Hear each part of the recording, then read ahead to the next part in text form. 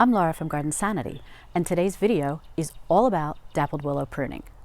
In this video, I'm going to discuss the best time to prune, how much or how little you have to prune off, how spacing can impact pruning, and then I'm going to give you super easy steps, a step-by-step of how to prune your dappled willow, so it's an easy job. So, let's get started. If this is your first time here on my YouTube channel, I encourage you to watch my Dappled Willow playlist. 5 previous videos showing you how these shrubs were once much bigger and so beautiful and looked like this. Then they became overgrown and a mess. There's a video showing how these were coppiced, how we cut them down all the way to the ground a year ago in March. Plus, a couple of videos showing how they grew back. There's also a video on how to propagate dappled willow in both soil and in water. All of our dappled willow shrubs were propagated with cuttings from this original shrub that we purchased. And I have more cuttings ready to add into this area, which of course will be a future video. So watch these videos for good info on growing dappled willow, as well as the background on these shrubs of mine in particular. I'll link to the videos in the description area below, as well as at the end of this video. So the best time to prune your dappled willow is in late winter or early spring, before the new growth kicks in. I know what you're thinking. You're like, Laura, there's new growth on your shrubs. I know. We've had a crazy springtime so far. I know it's still just early April, but one day we'll have 60 degrees, but it's raining. Another day it's barely above freezing. In fact, a couple days ago, I actually saw some snowflakes. It's been nuts. So I'm here to tell you that you can still prune your dappled willow when you have some new growth on it. The second best time to prune your dappled willow would be after it's done with its quote-unquote blooming. Now, dappled willow doesn't have flowers, but it does have gorgeous pink leaves in the springtime. They almost look like flowers. Here's some pictures here so you can see. The summertime is a variegated ivory, cream, and green. It's really beautiful. So once the pink color kind of fades away and turns into the ivory and green, perfect time to prune. Dappled willow shrubs are vigorous growers. They need a lot of room to grow. Plant them at least 6 feet apart. Any closer can result in what we've had to deal with. This is our beautiful magnolia jane tree. You can see some of the blossoms. By the way, some of the blossoms froze in our recent freeze we had, which is upsetting, but it's the way it goes. These ones down here, look how pretty they're going to be. Anyway, so this is how we planted them. And they seemed, when they were small, they seemed like they were spread enough apart. Here's what they look like in 2013. And 3 years later, in 2016, here's what they looked like. Just looking at the lack of space shows you the importance of not planting shrubs too close to each other. I had to trim the dappled willow back a few times during the summer and fall every single year just to make sure it didn't take over the magnolia jane. So dappled willow responds well to pruning, and you can prune it to whatever height and width you would like. There's really no set rules. However, if you want it to fit in a very confined space within, say, a garden bed surrounded by other shrubs and perennials, you're going to have to be pruning it a lot to keep it within bounds. So my advice is to err on the side of caution, plant them at least 6 feet apart, knowing that they need a lot of room to spread, and then you're not going to be pruning them as often. Learn from my mistake. So as I said before, there's really no set way to prune your shrubs in terms of how much or how little you remove. That's completely up to you. It depends on what size and shape you want the shrub to be. In the past, we had ours grow really huge. We're planning on doing that again. We're just going to do it in a more careful way. But sometimes people like to keep them very small. You're going to do a lot more pruning that way, but it's up to you, and if that's what you want to do, go for it. So since we coppiced them a year ago, they've grown into a really nice vase shape, each one of them. So it's going to make it very easy to prune them this year. Except for this guy. If you watched my video last fall, you'll remember me showing you that it died out for some reason. I didn't know what was wrong. So I cut back as much as I could of the dead stuff and left the stems purposely to see what would come back this year. I do see some new growth, and I will be attacking this with the pruners to trim back more of the dead and see what we can salvage. However, I'm not too worried because I've got other plants that I can put in here, small cuttings that I took last year, which was another video I did, and I can stick them right in here. So No harm, no foul. I'm not that worried. And then this is the original shrub, from whence all good things came.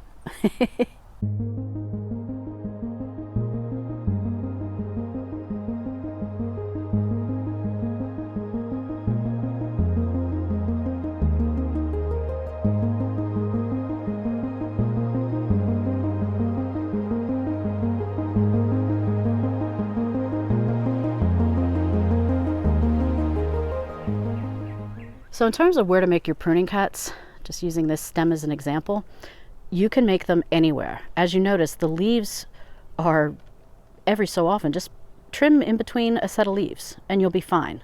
There's really no right or wrong way to trim these. In fact, the stems, a lot of these are so thin, if you have very sharp pruners, you know, you can pull a few together at once and trim them together. That's not a big deal. Just make sure you have sharp pruners. If you have really thick stems, this guy down here, for example, and let's say you wanted to prune him, if you look, you can see nice little red stems. You can prune right above those. It's almost similar to a node. It's just going to be another stem coming out from there. So for thicker stems, look for the buds or the little nodes where you see more leaves coming out. For the thinner stems, you can really prune them anywhere. These shrubs are very forgiving. You don't have to worry you're making the wrong cuts. So step one is take down the height. And you can take it down however low or however high you want to keep it. You can see the vinyl fence is a 6-foot fence, so you can have that as a frame of reference. Last year, when we coppiced this, we took it down to the stump. So this is all growth in one season, which is really nice to see. They do grow back. So these are almost 6 feet. The one at the end is even taller than that. And this one's a little bit shorter. I had cut this at one point during the summer because it had a little something on it. I don't know what it was. So it's shorter. I'm not going to take everything down to this height. It's a little too short. It'll fill in. They'll all start to fill in. I'll keep it natural. But step one, take down the height. That's it.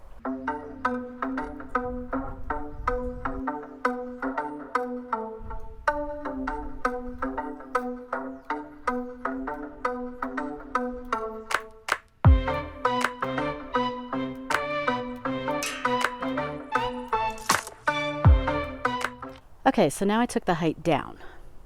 So you can see they look a little better. Now, what I didn't do is I didn't take any height off of that shrub there that I talked about being shorter. There was no need. But these other ones, I'd say that the tallest branches I took down about 1 foot. So that's step one, is once you have the height down to where you think you'd like it, that's already a big improvement. So step two is really going to depend on where you have your dappled willows sited.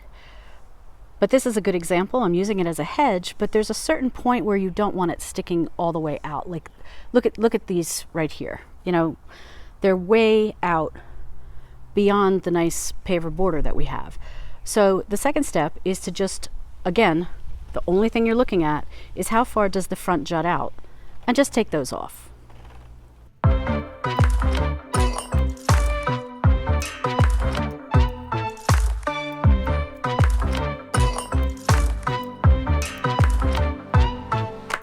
So now I've got a nice clean edge.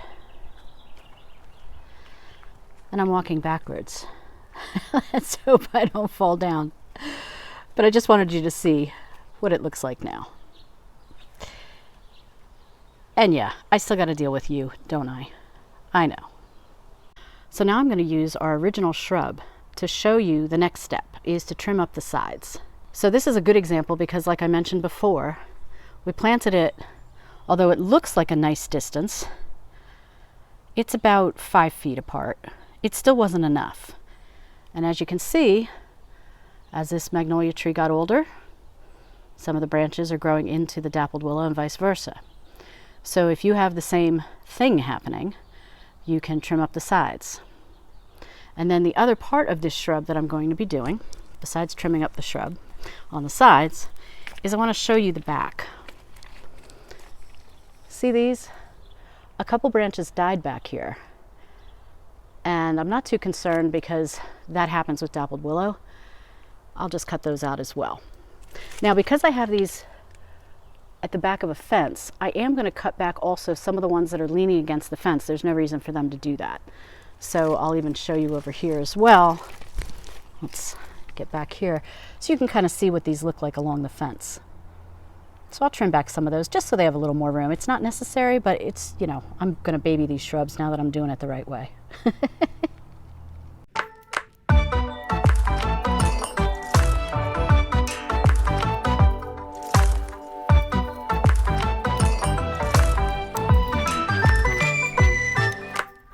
Okay, so this is what the shrub looks like now.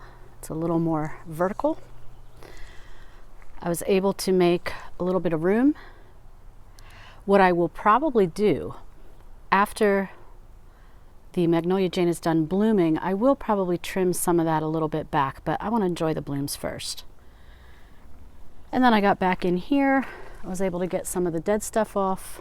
Now what you did probably see is I took some really thick branches off. For example, this guy. Look how big he was. And that's because he was sticking primarily out. If he was in the middle of the shrub and growing straight upright and had all these nice beautiful stems, I would have left him. But I don't need such thick growth on the outside because that's when you're going to start to get the stems that over time are growing out thick like tree trunks. And again, all you have to do is look at my The Truth About Dappled Willow video or the coppicing video, and you'll see exactly what I mean. If you don't keep on top of it, you're going to have sideways tree trunks. So that's why I took this off. So I also took off this dead stem. But what I noticed, happily, here at the bottom is beautiful new growth. And there was below where I made the cut as well. So I'm happy to say there's still new growth happening on that stem. What I ended up doing was just cutting off the dead stuff. Okay, so before I trim up the sides of these next few shrubs, I did want to say that if you wanted to, you could let them grow into each other. I'm not, because we did that before and it got a little bit out of hand for us. And so I'm erring on the side of caution, and I'm going to make a little bit more room in between each shrub, knowing that during the growing season, they're all going to grow together anyway. So now the sides and the back of each shrub are done. And this one on the end, I even trimmed the side of it off, even though there's nothing next to it, because I am going to put at least one dappled willow cutting there. And that'll be another video, like I mentioned. But this is good. It still looks nice and natural. So the last step of pruning your dappled willow can be, and it doesn't have to be, but it can be, to thin out the shrub. Now, just to give you an example, when each of these grew back last year from just stumps, as you can see down here, look how many stems came out. I mean, just a ton of stems. Now this one is still pretty open.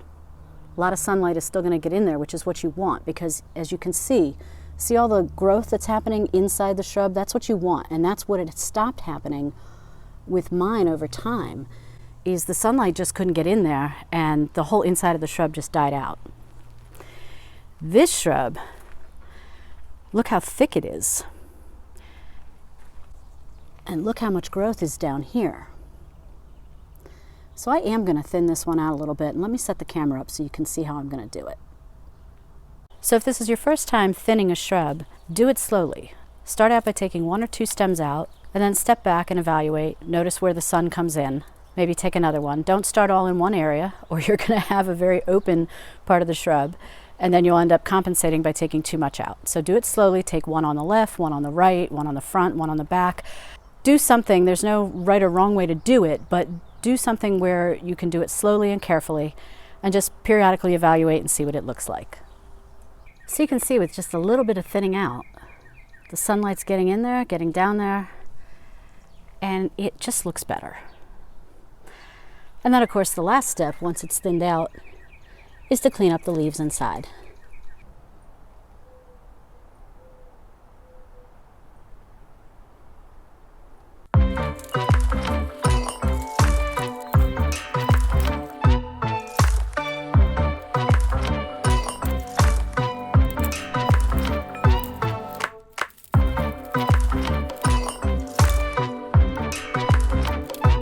So this is what I'm left with. Not that many stems. Let's take a close look here. Look at all this. All this was either dead stuff. You can see that was all brown in there. You can see this big guy, all brown, all brown. You know, it is what it is. But there are some stems that have growth on them. This guy has some growth on him. So I'm going to leave it and we'll see what happens. I mean, sometimes things will surprise you in your own garden, and maybe some stems will come out of this. I mean, this is all one big root.